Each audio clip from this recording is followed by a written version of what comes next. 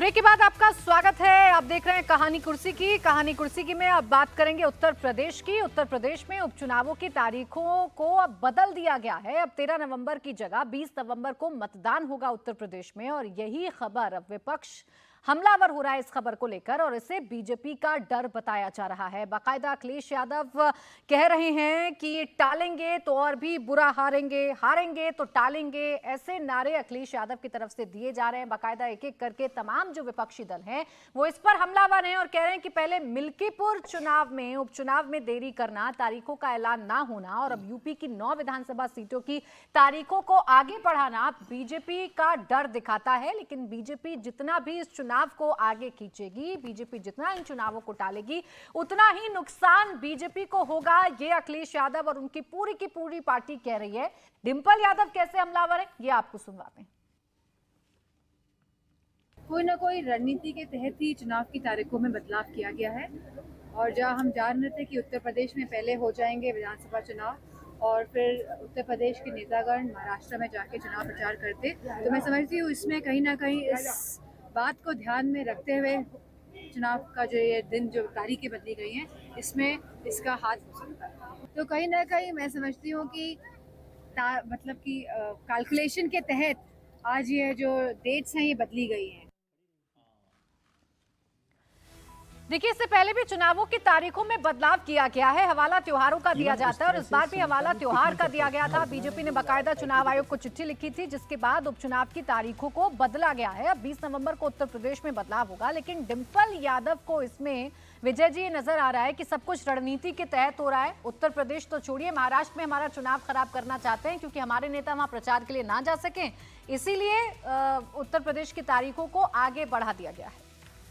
कि सब लोग अपने अपने कारण भी देते रहते हैं, अपने अपने आरोप भी लगाते रहते हैं, लेकिन चुनाव आयोग को भी देखना चाहिए कि जब वो चुनावों की तारीखें तय करता है तो वो सब लोगों से, जो भी स्टेक होल्डर्स हैं, वो राज्य सरकारें हैं, वो पुलिस प्रशासन है और जो लोग हैं, उनसे भी बात करता है। तो बार बार ये बदलना उनकी प्रतिष्ठा पर, उनके क्रेडेंशियल्स पर सवाल खड़े करता है और बार बार ये हो रहा है। उपचुनावों की तारीख, हरियाणा के चुनाव थे उसकी तारीख को बदला गया, महाराष्ट्र के चुनावों को लेट किया गया। एक तरफ सरकार जो है वो एक देश एक चुनाव की बात कर रही है, यहाँ एक चुनाव एक बार में नहीं हो रहा, तो वो एक बड़े मुद्दे हैं। अब अखिलेश जी ने जो कहा कि भाई टालेंगे तो हारेंगे, अभी मैं योगी जी को भी पढ़ रहा था, योगी जी ने कहा कि अखिलेश जी की हार एक हफ्ते टल गई है। तो ये तो सब पॉलिटिकल स्टेटमेंट है, लेकिन क्यों चुनाव आयोग बार बार तारीखों को बदलता है, इससे उनके क्रेडेंशियल्स पर फर्क पड़ता है और बेवजह उन पर यह आरोप भी लगता है कि वो सरकार के इशारे पे ये काम कर रहे हैं।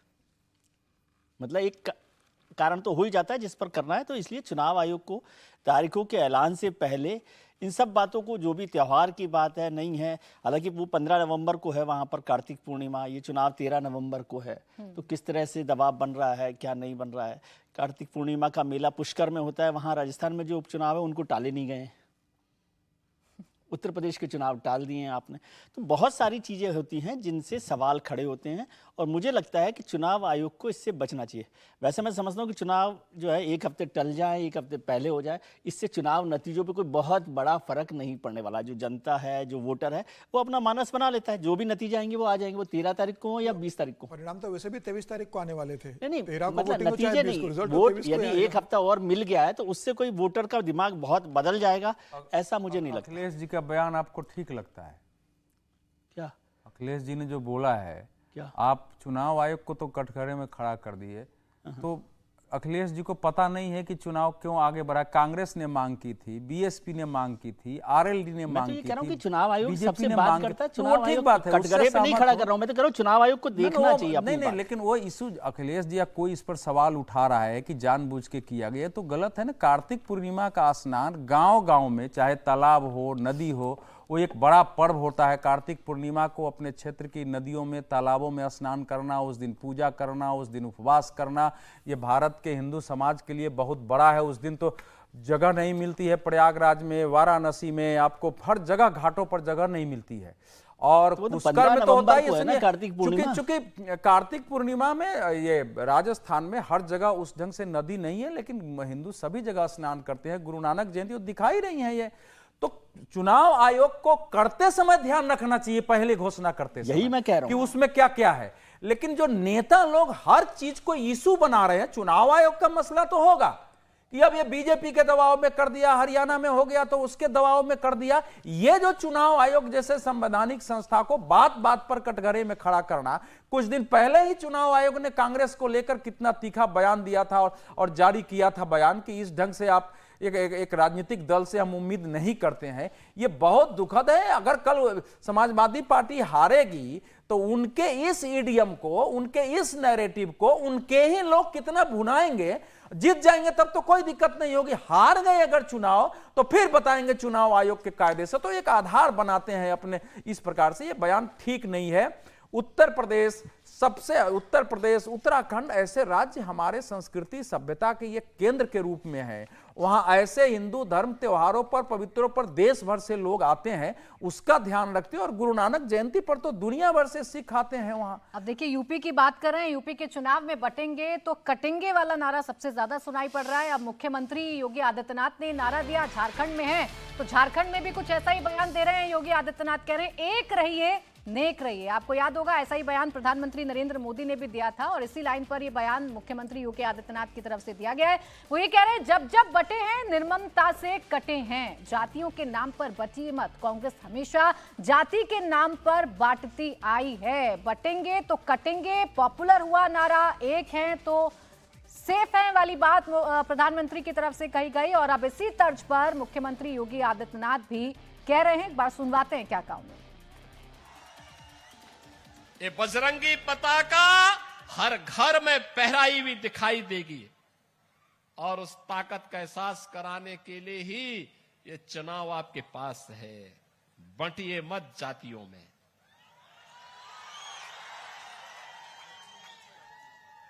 बंटिए मत जातियों में। ये जाति के नाम पर बांटने वाले लोग वही हैं जो लोग आपके नाम पर आपको जाति के नाम पर बांटेंगे, क्षेत्र के नाम पर बांटेंगे, भाषा के नाम पर बांटेंगे। और जब आपके ऊपर संकट आएगा, ये कोई आपके सामने नहीं खड़ा होगा, कोई भी आपके साथ खड़ा नहीं होगा। यही कांग्रेस करती आई है लगातार 1947 से। यही कांग्रेस ने देश को जख्म दिए, यही आरजेडी ने बिहार में जख्म दिए और यही झारखंड मुक्ति मोर्चा इस झारखंड के साथ कर रही है। बहनों और भाइयों, अभी तो हाल ये है और जिस प्रकार की घुसपैठ ये लोग करवा रहे हैं बांग्लादेशी घुसपैठियों का, जिस प्रकार की घुसपैठ इन लोगों ने रोहिंग्या का झारखंड के अंदर कराना प्रारंभ किया है, अगर डेमोग्राफी चेंज इसी प्रकार की होगी, आज ये लोग यात्रा रोक रहे हैं। बहनों और भाइयों, आने वाले समय में घरों के अंदर घंटी और शंख भी नहीं बजाने देंगे। और इसलिए आवश्यकता है, आपसे कहने के लिए आए हैं, भाजपा को लाइए, एक रहिए और नेक रहिए। मैं तो बार बार कहता हूं, देश का इतिहास गवाह है, इस देश का इतिहास गवाह है, जब भी जाति के नाम पर, क्षेत्र के नाम पर, भाषा के नाम पर बंटे हैं तो निर्ममता से कटे भी हैं। हम बार बार इस बात को कहते हैं, जाति के नाम पर मत बंटिए। ये बांटने वाले लोग देश के साथ धोखा दे रहे हैं। इनको देश इनके एजेंडे का हिस्सा नहीं है।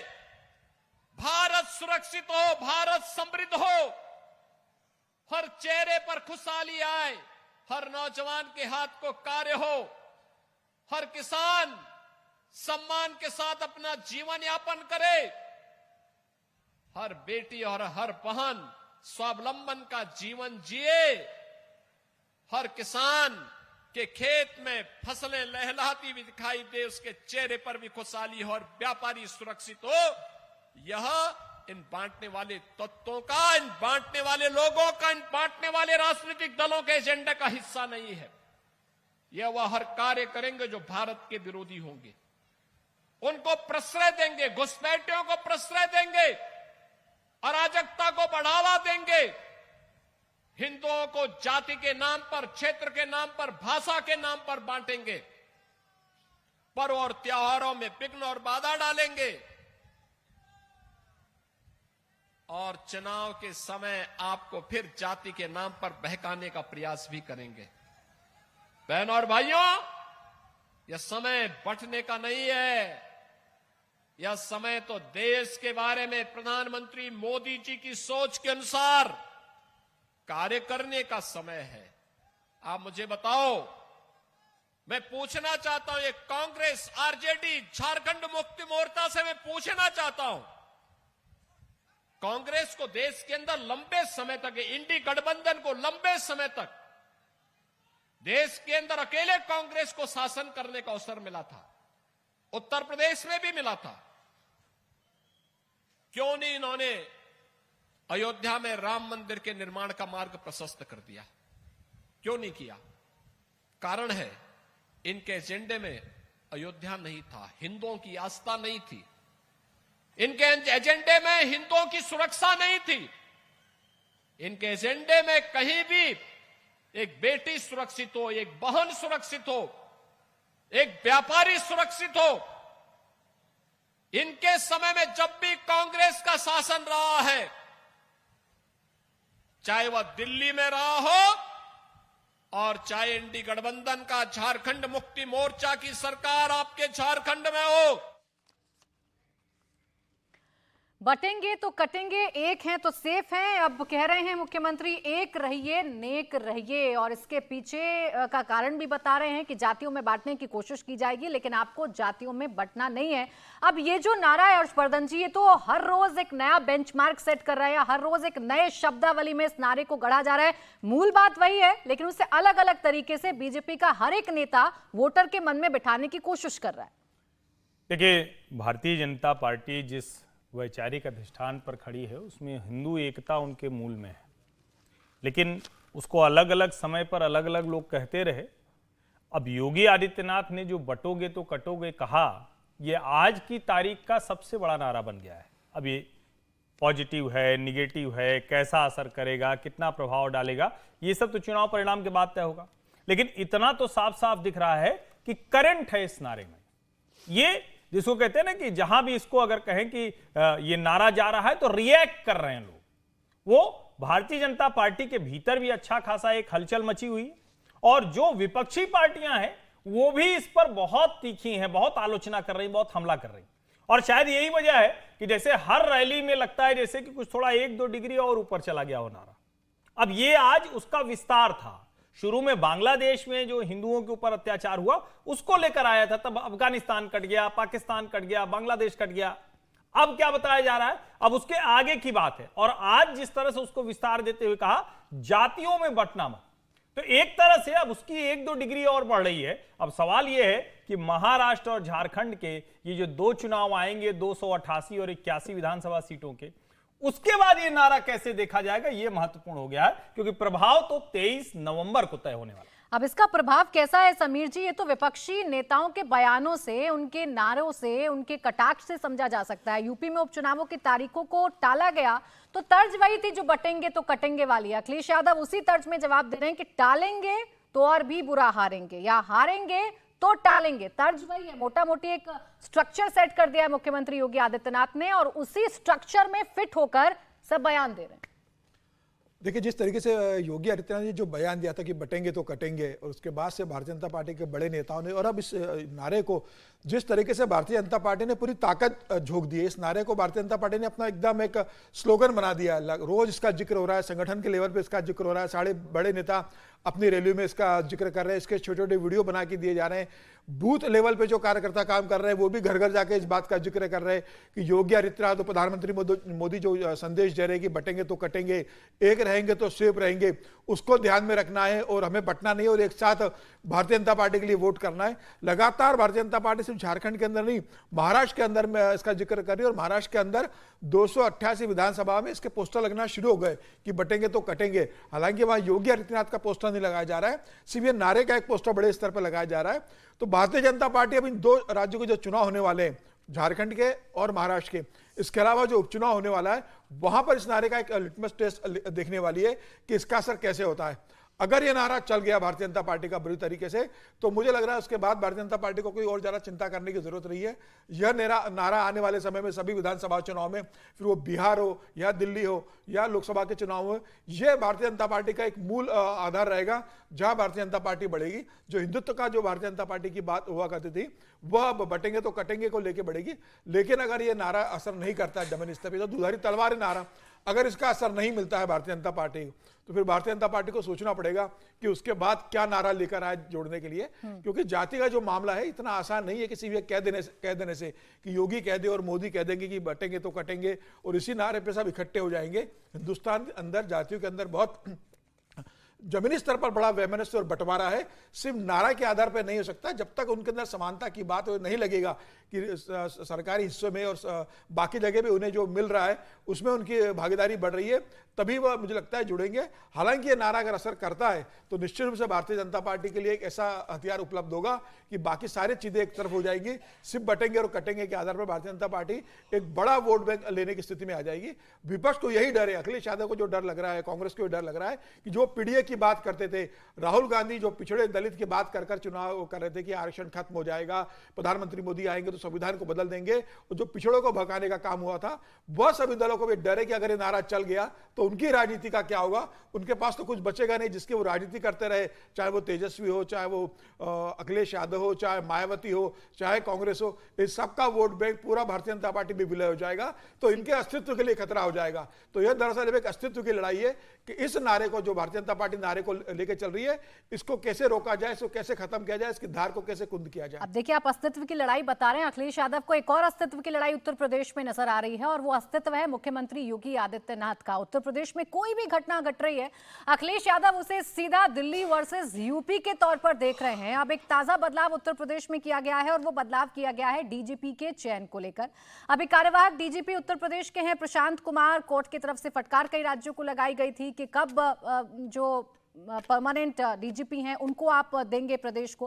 अब इस प्रदेश ने नियमों में बदलाव किया है और नियमों में बदलाव यह है कि डीजीपी की नियुक्ति के लिए एक पैनल होगा, हाईकोर्ट के रिटायर्ड जज इसमें अध्यक्ष होंगे। बड़ा बदलाव यह है कि अब यूपीएससी को नाम नहीं भेजा जाएगा। नाम फाइनल करने के बाद डीजीपी का मिनिमम 2 साल का कार्यकाल होगा, कम से कम 6 महीने सर्विस बची होनी चाहिए। नियुक्ति के बाद सर्विस एक्सटेंशन संभव है। ये बदलाव उत्तर प्रदेश में किए गए, योगी सरकार की तरफ से किए गए, जिस पर अखिलेश यादव का ट्वीट भी आया। पहले तो वो ये कह रहे हैं कि एक बड़े अधिकारी को सेटल करने के लिए या एक बड़े अधिकारी का कार्यकाल बढ़ाने के लिए, जिसमें जाहिर तौर पर उनका जो संकेत है या उनका जो इशारा है वो प्रशांत कुमार की तरफ ही है, बढ़ाने के लिए नियम में बदलाव किए गए हैं। साथ में आखिर में आकर वो ये भी कह रहे हैं कि ये दिल्ली बनाम लखनऊ 2.0 का जो दृश्य है वो देखने को मिल रहा है। लड़ाई उनको नजर आ रही है, कुछ ऐसा ही आप सांसद संजय सिंह भी कह रहे हैं। वो भी ये कह रहे हैं कि डबल इंजन ही आपस में भिड़े हुए हैं। अब देखना यह है जो अखिलेश यादव कह रहे हैं। अखिलेश यादव ये कह रहे हैं कि 2 साल आप कार्यकाल बढ़ा तो रहे हैं, लेकिन आपका कार्यकाल 2 साल तक रहेगा या नहीं रहेगा, मुख्यमंत्री योगी आदित्यनाथ पर एक कटाक्ष, ये देखना दिलचस्प हो जाएगा। विजय जी, क्या इस खबर को इसी तरीके से मैं देखूं कि लड़ाई दिल्ली वर्सेस उत्तर प्रदेश की है या एक सामान्य तौर पर बदलाव प्रदेश में किए गए? दिल्ली वर्सेस उत्तर प्रदेश तो एक पॉलिटिकल लड़ाई है। अखिलेश जी जो बोल रहे हैं वो उनको देखना किस तरह से है, लेकिन ये सामान्य बदलाव नहीं है। सामान्य नहीं है, ये सामान्य बदलाव नहीं है कि सरकार, राज्य सरकार जो अभी तक हमारे यहाँ केंद्र सरकार की एक मर्जी भी उस पर चलती थी, डीजीपी को लेकर, उस पर ये क्या हुआ, क्या है, क्यों सुप्रीम कोर्ट ने ये फटकार लगाई? पता है आपको कि आप सब जगह कार्यवाहक डीजीपी बना रहे हैं। कार्यवाहक डीजीपी का क्या मतलब है? कार्यवाहक डीजीपी का मतलब यह है कि आप उन रूल्स को फॉलो नहीं कर रहे जो डीजीपी के अपॉइंटमेंट के लिए होते हैं। इसका मतलब मुख्यमंत्री अपनी मर्जी से अफसरों को वहां पर सर्वोच्च पद पर भेज रहे हैं। इस जितने भी और भी राज्य सरकारें हैं जिनको लेकर ये बात हुई, उत्तर प्रदेश को ले लें, जैसे अभी उत्तर प्रदेश की चर्चा हो रही है। प्रशांत कुमार जी अभी वहाँ पर डीजीपी, कार्यवाहक डीजीपी है, एक्टिंग डीजीपी है। वहाँ पर पिछले 29 महीने से कोई डीजीपी नहीं है परमानेंट। प्रशांत कुमार जी को बनाया गया है तो उनको 18 पुलिस ऑफिसर्स की सीनियरिटी को क्रॉस करके बनाया गया है। 18 सीनियर ऑफिसर्स की जो सीनियरिटी है उससे पार करके प्रशांत कुमार जी को एक्टिंग डीजीपी बना दिया गया है। अब सरकार उनको डीजीपी तो नहीं बना सकती थी 18 सीनियर ऑफिसर्स के पार करके, इसलिए इस रास्ते को इस्तेमाल किया गया। अब जब नई सरकार ने जो नए नियमों में बदलाव किया है, उसका मतलब भी ये है, उसमें कहा गया है कि भाई एक तो जो 3 लोगों की सीनियरिटी की लिस्ट है उसकी ज़रूरत नहीं है। इसका मतलब ये हुआ ना कि सरकार या चीफ मिनिस्टर अपनी मर्जी से किसी भी सीनियर ऑफिसर को या किसी भी पुलिस ऑफिसर को उस पद पर बैठा सकती है। और सबसे महत्वपूर्ण पद होता है डीजीपी का, तो उसको लेकर बात हो रही है कि किस तरह से होगा। अखिलेश जी जो बात कर रहे हैं उसकी वजह यह है कि जब ये पूरी का पूरा जिम्मेदारी या फैसला का अधिकार राज्य सरकार के पास आ गया तो साफ साफ है कि केंद्र का दखल या होम मिनिस्ट्री का दखल इसमें खत्म हो गया। और बहुत समय से ये भी चर्चा चलती रही कि वहाँ पर डीजीपी इसलिए नहीं बन रहा है क्योंकि जो डीजीपी दिल्ली से भेजा जाना चाहता है वो लखनऊ को पसंद नहीं है, और जो लखनऊ बनाना चाहता है उस पर दिल्ली की चिट्ठी, वो हरी झंडी नहीं मिल रही। तो प्रशांत कुमार की संभावनाएं लग रही हैं, मतलब मोटे तौर पर अब तो वही बनने वाले होंगे। अब ये तो चीफ मिनिस्टर साहब को पता होगा, मुझे इसकी जानकारी नहीं है, लेकिन नियमों में बदलाव सामान्य नहीं है, इसको ध्यान रखने की बात।